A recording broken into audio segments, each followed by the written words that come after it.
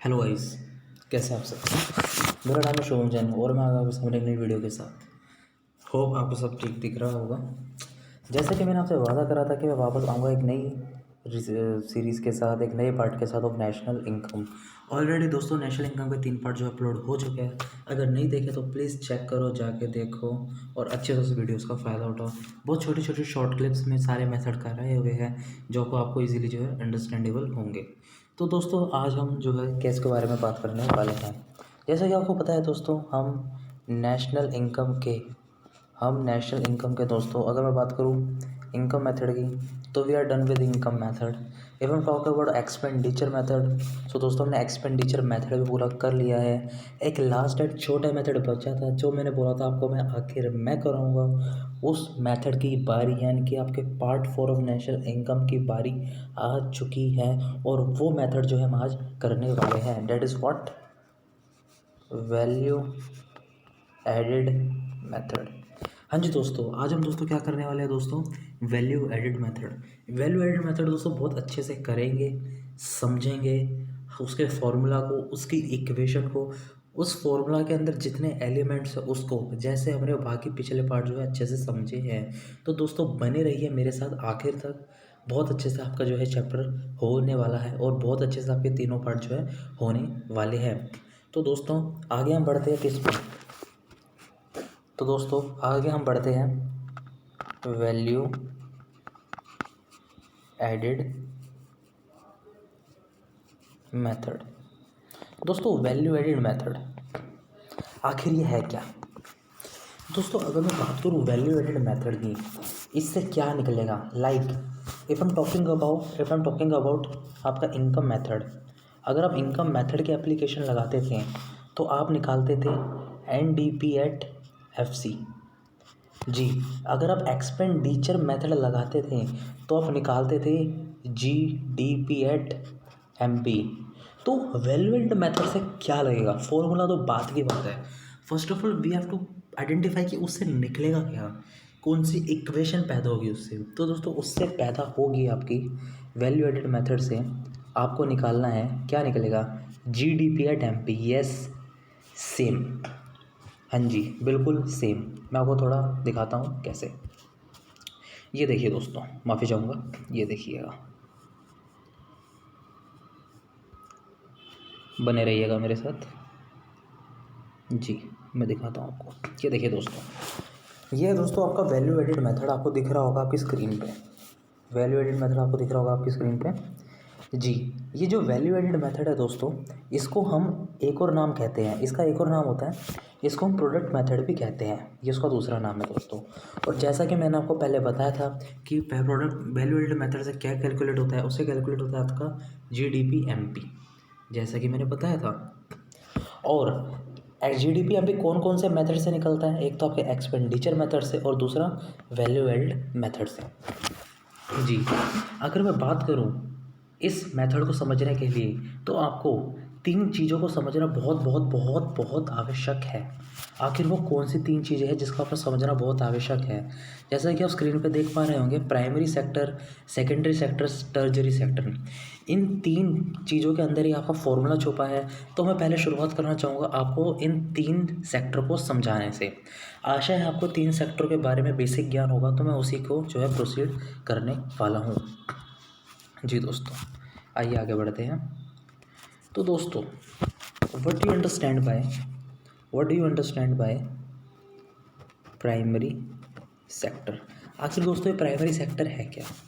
अगर मैं primary sector की बात करूँ, it is basically an agriculture sector, जिसके अंदर लोग खेती बाड़ी करते हैं, एनिमल हस्बेंड्री लाइक ऐसे काम करते हैं। जी, next is friends secondary sector. Secondary sector बोलो तो दोस्तों it's all about industry, factories, ये वो वाला सेक्टर होता है। एंड थर्ड टर्जरी, कौन सा दोस्तों, टर्जरी सेक्टर। टर्जरी सेक्टर बोलो तो दोस्तों it is known as the service sector. ये कौन सा दोस्तों कौन सा है सेक्टर, सर्विस सेक्टर। एग्जाम्पल के तौर पे लेते हैं, like education service, banking service, transportation service, this is all example of tertiary sector. आखिर अब हमने ये सारी चीज़ें पढ़ी क्यों, और मैंने आपको ऐसा क्यों बोला, इसके अंदर फॉर्मूला छुपा है। तो आइए इसका फॉर्मूला भी लिख लेते हैं। इसका फॉर्मूला बस कुछ ही देर में आपकी स्क्रीन पे हाजिर होगा दोस्तों। इसका फॉर्मूला भी लिख लेते हैं जी दोस्तों इसका फॉर्मूला ये रहा इसका फॉर्मूला दोस्तों, एक बार नोट करिएगा। GDP-MP मैंने बोला था इससे निकलता है GDP-MP, ये देखिएगा GDP-MP का formula GVO-MP of primary sector minus intermediate consumption, GVO-MP of secondary sector minus intermediate consumption, GVO-MP of tertiary sector minus intermediate consumption. Please घबराइए मत, बस इस फॉर्मूले को देखिए और जो समझ आ रहा है वो समझिए, क्योंकि इसके हर एक एलिमेंट को मैं एक्सप्लेन करने वाला हूँ कि क्या इंटरमीडिएट कंजम्पशन क्या होती है GVO का मतलब क्या होता है। प्लीज़ मेरे साथ बने रहिएगा जी दोस्तों। What is GVO? जी छोड़िए, वी का मतलब क्या होता है, वी और ओ का दोस्तों, इसका मतलब होता है वैल्यू आउटपुट, कि जो चीज़ हर सेक्टर ने जितनी भी चीज़ प्रोड्यूस करी, agriculture primary sector agriculture produce करेगा तो उसने जो प्रोड्यूस करा उसकी वैल्यू क्या है। बैंकिंग सर्विस ने कितने रुपए की सर्विस दी, क्या क्या सर्विस दी, उसकी वैल्यू क्या है। जो उसने आउटपुट निकाला उसकी वैल्यू क्या है। That is about gross value of output, मतलब आउटपुट की कितनी वैल्यू है जो तीनों सेक्टरों में से निकला है। इसलिए प्राइमरी सेकेंडरी टर्जरी को समझना बहुत आसान है और बहुत ज़रूरी है, कि ताकि उसके बेसिस पे फॉर्मूला बना है कि हमारे आउटपुट की कितनी वैल्यू है on the basis of primary sector, secondary sector and टर्जरी sector. तो दोस्तों हम आगे बढ़ते हैं। GVO का मतलब मैंने आपको समझाया। अब नेक्स्ट आती है अब दोस्तों बारी, what do you understand by intermediate consumption. आखिर दोस्तों इंटरमीडिएट कंजम्पशन क्या होती है, एक छोटा सा एग्जांपल देता हूँ। इंटर मतलब होता है दोस्तों मिडल, यानी कि बीच का कोई भी चीज़ जो मिडल, और कंजम्पशन होती है कि उस चीज़ को कंज्यूम करना जी। तो एक एग्जांपल लेता हूँ छोटा सा आपके लिए, लाइक वीट है दोस्तों, वीट के बाद दोस्तों क्या बनता है उसका आटा, यानी कि गेहूं का क्या बनता है दोस्तों आटा, फ्लोर। आटे के बाद दोस्तों इसका क्या बनती है चपाती, मतलब रोटी, है ना दोस्तों। तो जो ये आटा है ना, आटा डैट इज़ अ मिडल, इसे क्या करेंगे, आटे को कंज्यूम करेंगे हम किस फॉर्म में, चपाती फॉर्म में, that is a intermediate consumption. ये आपको पहचाननी पड़ेगी, हाँ जी। इसलिए होता है इंटरमीडिएट कंजम्पशन, वो कंजम्पशन जो मिडल लेवल पे होती है, जो मिडल संस्था पे होती है, जिसे इंटरमीडिएटरी कंज्यूम करा जाएगा। जैसे एग्जांपल आटा जी। दोस्तों आगे बढ़ते हैं। अब मैं आपको ग्रॉस वैल्यू ऑफ आउटपुट और इंटरमीडिएट कंजम्पशन का फॉर्मूला लिखवाने वाला हूँ। ये लीजिए दोस्तों, जैसा कि मैंने आपको बताया था कि ग्रॉस वैल्यू ऑफ आउटपुट होता है आउटपुट की वैल्यू। इसका फॉर्मूला लिख लीजिए दोस्तों, gross value of output is equal to sales plus change in stock, sales plus change in stock. और दोस्तों चेंज इन स्टॉक का फॉर्मूला होता है closing stock minus opening stock. क्या होता है दोस्तों, closing stock minus opening stock. आइए आगे बढ़ते हैं जी। और इंटरमीडिएट कंजम्पशन के अंदर आपको आइटम्स गिवन होगी, वो आपको पहचाननी पड़ेगी कि कौन कौन सी हैं। लेकिन जो मेन आइटम्स होती हैं इंटरमीडिएट कंजम्पशन के अंदर, वो आपकी दो होती है जो मैंने देखी है। एक तो आपका रॉ मटेरियल की परचेज तो अवश्य होता है, बहुत ज़रूरी होता ही होता है। क्या चीज़ दोस्तों, परचेज ऑफ रॉ मटेरियल। ये आप देख सकते हैं स्क्रीन पे, यहाँ पे मैंने यहाँ लिख रखा है आप सबके लिए, purchase of raw material plus electricity charges. ये तो आपको हर क्वेश्चन में पाएगी से ये तो लिख ही लीजिए। इसलिए ग्रॉस वैल्यू ऑफ आउटपुट का formula sales plus change in stock and what's about intermediate consumption, that is purchase of raw material plus electricity charges. जब अब इन दो चीज़ों को प्लस माइनस करोगे, प्राइमरी सेक्टर की अलग, सेकेंडरी की अलग, टर्जरी की अलग, तो आपको GVO पूरे आउटपुट की वैल्यू मिल जाएगी जो प्रोड्यूस हुआ है किससे दोस्तों, प्राइमरी से, सेकेंडरी से और टर्जरी से। ठीक है दोस्तों, आगे बढ़ते हैं इसी के साथ। और एक बार आपका GDP MPV अगर वैल्यू ऑफ आउटपुट मेथड से निकल गया तो श्योरली डेफिनेटली आप पार्ट 1 जो मैंने अपलोड करा था उसकी एप्लीकेशन से आप कोई भी इक्वेशन निकाल सकते हो, चाहे आपको GDP FC बोल दे, चाहे आपको वो GNP FC बोल दे, तो आप जो है कर सकते हो। आइए अब इन चीज़ों को लिख लेते हैं थोड़ा अच्छे से जी, थोड़ा और क्लैरिटी आएगी आपको जी। आइएगा दोस्तों, मैंने क्या बोला, GVO एट MP का formula in value added method,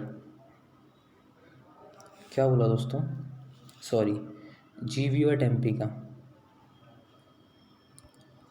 sales plus change in stock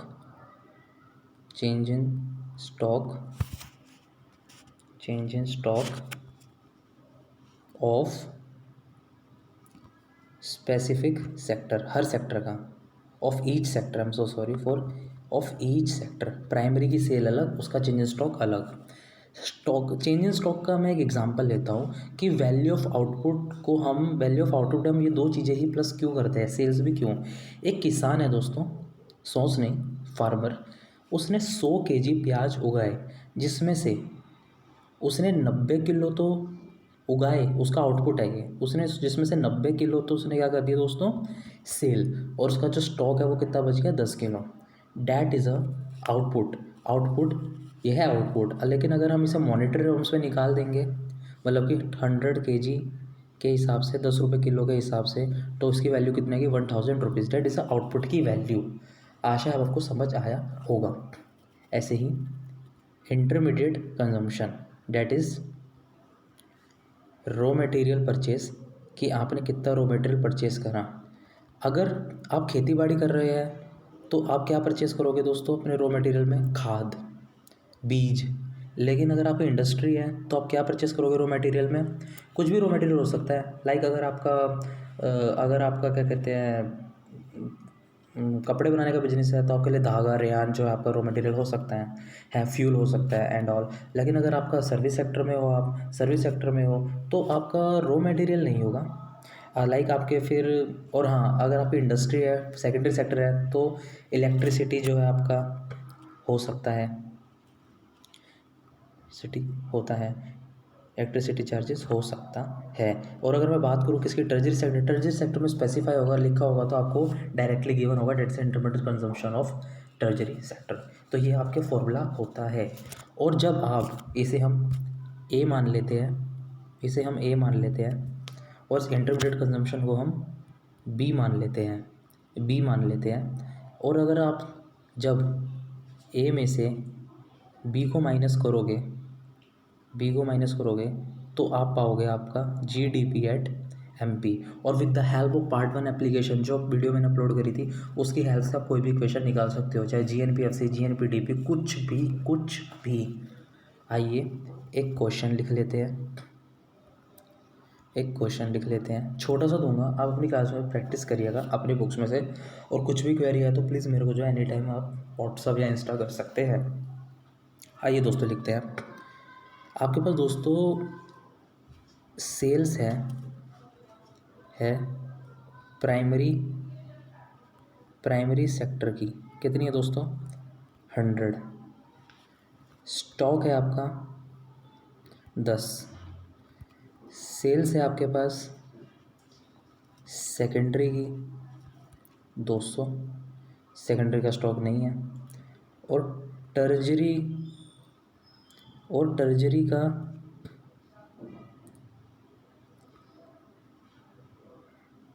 का माफ़ी चाहूँगा, इसे ऐसे लिख लेते हैं, टर्जरी की जो आपका पास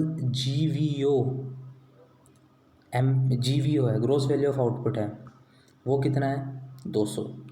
ठीक है। Intermediate consumption consumption of primary है 10, इंटरमीडिएट कंजम्पशन ऑफ सेकेंडरी है 20, इंटरमीडिएट कंजम्पशन ऑफ टर्जरी है 20। वैल्यू एडिड मेथड आपको लगाना है और आपको क्या निकालना है दोस्तों, जो निकलता है वो निकालिएगा। इस क्वेश्चन को करिएगा। कुछ क्वेरी आती है तो मुझसे पूछिएगा, definitely I will be here to help you. अगर कुछ भी क्वेरी होती है तो आप मेरे को मैसेज कर सकते हैं इंस्टा पे या फिर आप मेरे को व्हाट्सअप कर सकते हैं। मेरा नंबर रहता है दोस्तों 9625357515। इंस्टा पे आप मेरे को मैसेज कर सकते हैं। मेरा यूज़र नेम है SH.UBHAM775 कर सकते हैं दोस्तों। आशा है वीडियो पसंद आई होगी। एक और टॉपिक इसका बताया, मैं बहुत जल्द न्यू वीडियो के साथ आऊँगा। तब तक इस वीडियो को एंजॉय करिए, देखिए सारे पार्ट्स अपने टिप्स पे करिए। National is very most important chapter from the point of your education but also point of your knowledge, because the education system will teach you this part in the commerce industry at the 12th level and also at the BCom level, plus there's also the chartered accountancy level. So please guys, इसे देखिए, सीखते रहिए और please अपने दोस्तों के साथ share करिए। Thank you so much.